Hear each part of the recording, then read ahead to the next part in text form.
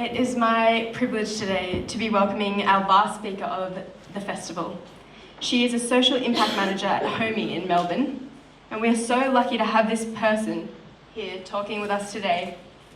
Because through her work with people living with disadvantage, she models every day how we can not see the difference between us, but how we are the same. Please welcome Ellen Jacobson.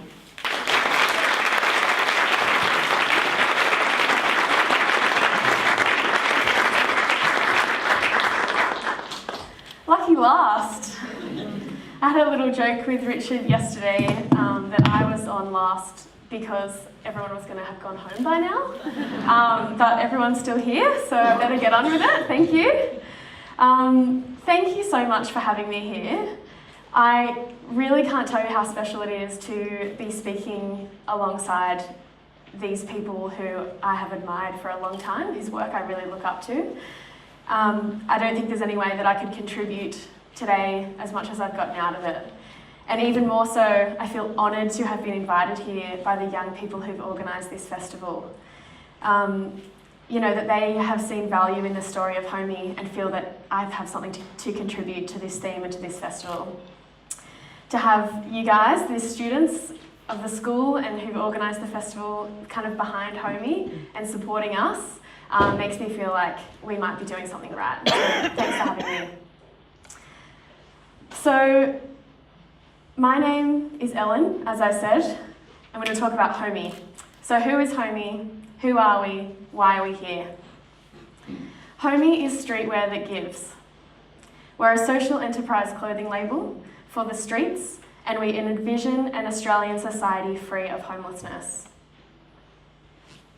Our primary mission is to build confidence and job skills for young people, and in doing so, create unique pathways out of homelessness and hardship.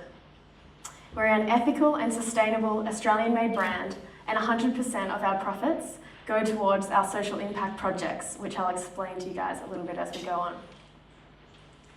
So, as I share the story of HoMie, I invite you to think about the Dirrum Challenge, which is the challenge to question how your skills, passions, interests, concerns, spirituality might intersect with a need in the community.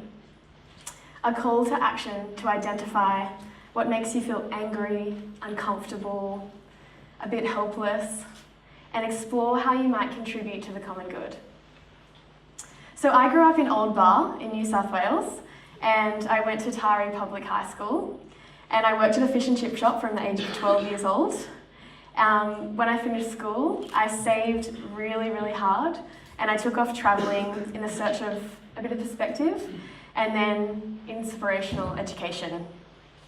So I started off doing psychology at the University of Wollongong, and after about a year of statistics, I quickly changed over to philosophy. It was too hard for me. Wasn't into the maths. My journey into community development work starts off with a really, really big lesson. So I was studying philosophy at UOW. I was really, really amped up on social justice. So I moved to Brazil. As you do sometimes when you're an inspired and angry young person, I moved to Rio alone for 6 months to work in the favelas. It was beautiful. It was some of the best memories that I have.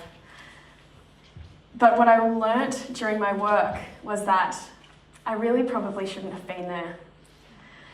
The experience was really great for me, but there wasn't much meaningful impact happening in the community that I was working in. I was sitting in front of a class teaching English, and I just thought, what am I doing here? I'm not an English teacher, and I'm really not doing a very good job. Most days we played soccer. I thought, someone's going to come here, replace me in a few months, and just do exactly this, start off from the exact same point that I started at. I was thinking my time would be better spent empowering a local member of the community to improve their English. They could take over the class and pass that on long after I was gone. Or I could earn Australian wages at home and contribute to pay a local leader's wage to take that class. I could go on all day with ideas of how that could have been more beneficial for that community. It wasn't really considered. It didn't have empowerment at its core. I wasn't working alongside leaders of that community, and it wasn't sustainable. And I learned a really valuable lesson from that. So another year of hard work in hospitality and travel, and I thought, if I'm going to get a job with a philosophy degree, I better move to Melbourne. I reconnected with my dear friend Marcus, who I had met working in a community garden in the favela, and him and his friends Nick and Robbie had just started a Facebook page called Homelessness in Melbourne. It had a little bit of a Humans of New York style about it, but it was a platform for people experiencing homelessness and hardship to tell their stories and challenge stereotypes. The guys took action because they saw these people sleeping rough in the city, and they thought, how is this happening? How can we help? And why is that not me? After sitting and speaking with many people experiencing homelessness, they realised that it was a situation that many people could find themselves in if things went wrong and they didn't have the right support networks in place to help them through. The common misconception is that the major causes of homelessness are drug and alcohol related, but it isn't the case. The main causes of homelessness in Australia are inaffordable housing options, domestic violence, and family breakdown. On any given night in Australia, 44,000 young people will be homeless, and the majority will be hidden. Sleeping in overcrowded dwellings, couch surfing, supported accommodation, crisis accommodation, cars. I've had many pivotal moments in my life where my support networks of friends have been crucial to passing through the storm, and not everyone has that. So with a lot of support on the Facebook page, the guys hosted a pop-up shop in Fed Square in Melbourne, and our large Facebook following donated secondhand clothing for people in hardship to come and shop for free. It was a really great day, but out of a desire to make it better for those who were shopping, they secured a temporary pop-up store, and HoMie the brand and the store was born. The clothing label came from the questions: how can we inspire young people to care about this issue? What would our friends want to support? And how can we make caring cool? Some crucial crowdfunding, grants from the community shopping with us, and an incredible and growing team has brought this initial vision to life. After a few moves around pop-up spaces, we bit the bullet and moved into a bricks and mortar store in Fitzroy, and we now run 2 key projects. The HoMie VIP Day is still hosted once a month in the HoMie store and has been running ever since we started in Melbourne Central. So on the VIP Day, we close the door to the public, I connect with a homelessness service, and we invite 20 young people experiencing homelessness into our beautiful space to shop for free. Our VIP shoppers can shop for 5 free items of HoMie clothing. We also have hairdressers, beauty services, we have food, we hang out, and it's really, really fun. It's just a really positive day. Not only are our VIPs treated with dignity and respect, they have agency over what they want to wear and how they want to express themselves, and nobody is judging them. We aim to build confidence and foster feelings of social inclusion. And so far, we've given away nearly 3,000 items of clothing to just under 700 people. Saying that, we know that clothing doesn't solve homelessness. And we heard our VIPs when they told us that employment and training would make a huge difference in their lives. So we started a project called the Pathway Project. And that's where we found our real strength and purpose, and where we found that we can contribute meaningfully to the space that we're working in. So the Pathway Project exists to contribute to a young person's journey to self-sufficiency.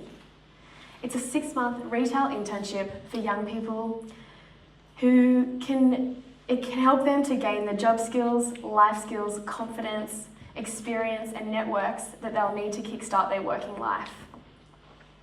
We really consider the needs of the young people and put them at the centre of what we do. They have a massive role in shaping the program because we ask them, how is it going for you? What do you need? And how can we be better?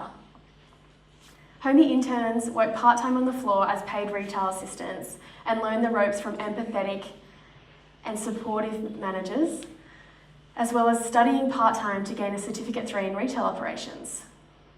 There's no way that we could run our programs without collaborating with homelessness service partners and our RTO partner, Knowledge Space, who delivers the Certificate 3 to our students. Our housing partners, Launch, Brotherhood of St. Lawrence and Moss, provide housing and wellbeing support to our interns when they're not at work. And they do what they do best, and we do what we do best, so we're all playing to our strengths. So HoMie, Knowledge Space and our housing partners, we're providing a supportive opportunity. But that opportunity also has to be taken. So the young people who apply for the internship go through an interview process. They're held accountable as a member, a valuable, extremely valuable member of our teams, and they are set with really high expectations. They have real goals and they work really hard, and why wouldn't they? I'm not telling you the story of our interns' pasts because we try to focus on what their future is going to be. Our interns have all been strong, intelligent, kind, driven, and wanting really positive things for their futures, as we all do. We've had 6 young people graduate our program, and we currently have 7 people enrolled who are on the way to the halfway point. And we've facilitated over 2,000 hours of paid retail training to these young people. And our graduates are all thriving. We recently launched the expansion of the Pathway Project, which we called the Pathway Alliance. It sounds a little bit Star Warsy. We're workshopping the name, but basically it's us trying to create more opportunities for more young people by trying to empower other retail businesses to do what we do.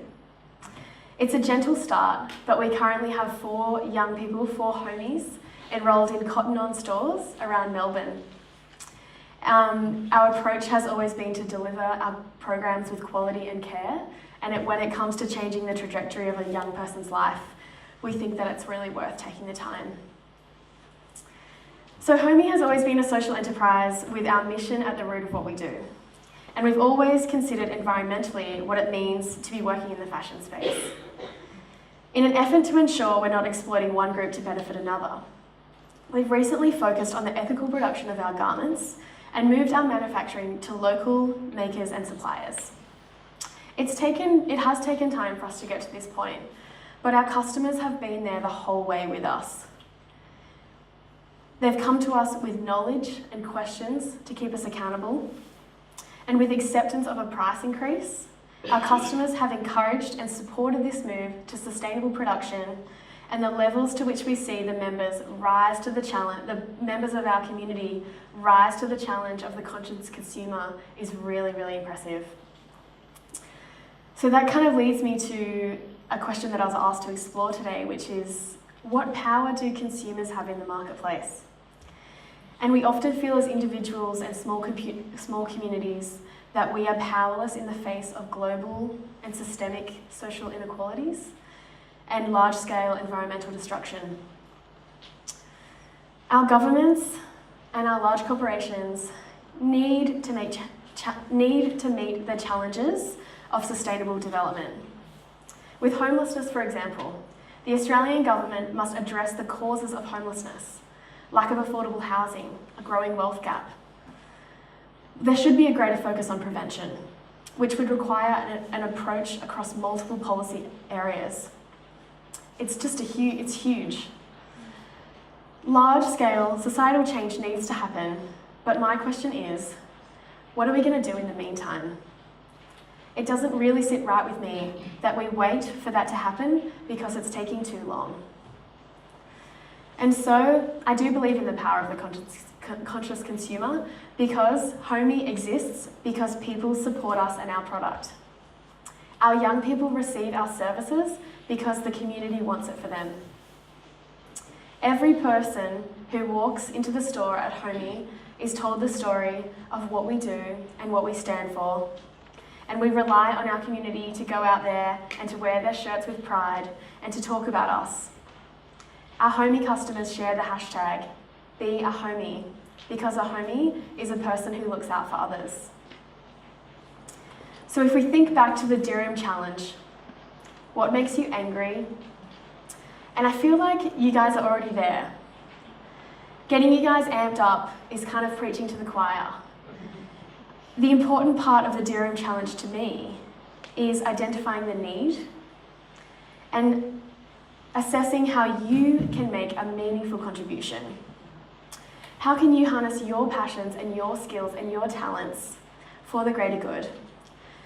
And if me and my mates can do it, then I think that you guys can as well. Be brave and bold and harness your creative force. Thanks.